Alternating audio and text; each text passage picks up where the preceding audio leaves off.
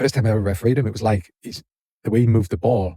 I started watching the ball and I stopped. I had to say to myself the first time I can't watch the ball anymore. I've got to watch him because I was like dizzy the way he could move the ball. Les gars, petite traduction pour ceux qui n'ont pas compris ce que vient de dire notre cher arbitre professionnel. Il a dit la première fois qu'il a arbitré Messi, quand il regardait la balle, il était étourdi.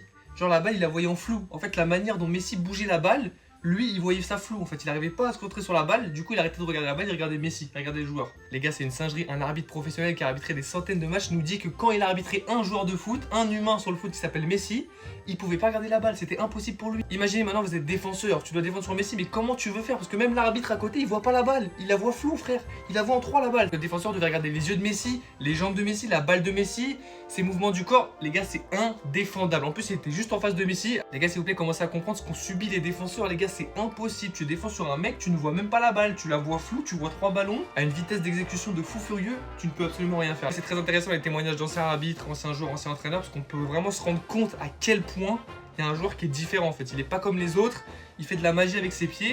Et toi, tu arrives sur le terrain, tu es là tout content, mais tu vois pas la même chose que lui en fait. C'est fou, c'est fou.